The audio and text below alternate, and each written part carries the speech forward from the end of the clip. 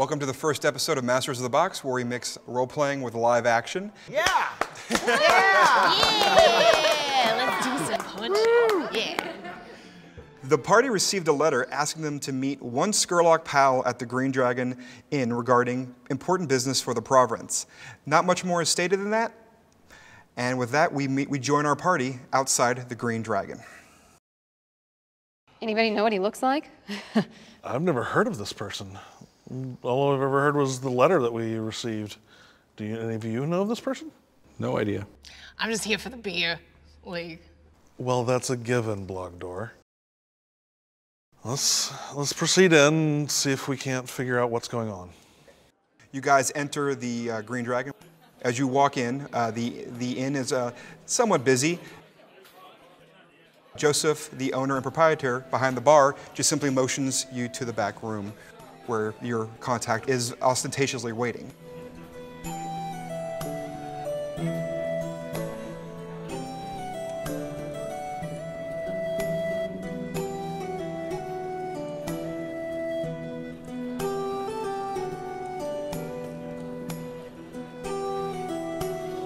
You notice a moderately dressed 50-year-old, elder human waiting behind sitting at the table with two guards posted at the room. As soon as you walk in, he seems to notice you and immediately beckons you to have a seat, and he looks rather welcoming. Think we found him. Mr. Powell, I presume. Yes. So if you'll have a seat, as again, I am Skurlock Powell. I am the first advisor to His Excellency Morlane von Detrol, Marquis of Delamore Province. As to why I summoned you here, it's important that we meet away from the Marquis's residence. His Excellency wishes to not unduly alarm the populace about certain events, and your presence at his home would alert certain malcontents that you're here on his business. This way, the folks simply believe you're doing some work for me. This does seem to be a noble quest that you are requesting our assistance with, but it would be remiss of me to not discuss remuneration. Cash. The Marquis is a very well-to-do and influential individual. I'm sure you could, as you can imagine, he'd be more than happy to grant you a due reward and his favor, which some would view as worth more than most sums of cash. We are repaying society with the life of his daughter. We do not need such monetary reward. Okay, you don't need. I need because things cost money, like goods and services. I enjoy partaking in those. I need money. I could take yours. Normally, Orsinius handles my funds.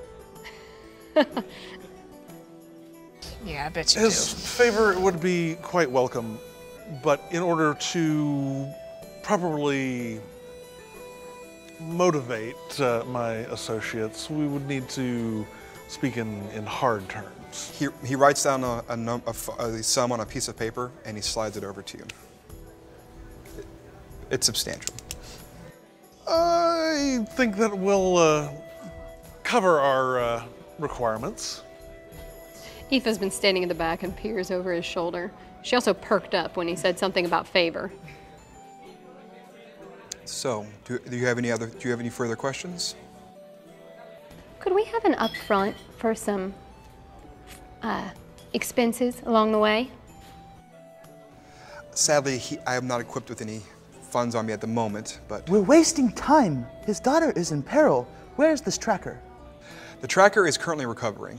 He followed them down the southern road to the True Falk Forest, which I'm sure you're aware is host to numerous superstitions, some with and without merit, which is why most individuals who live here will not venture into that forest.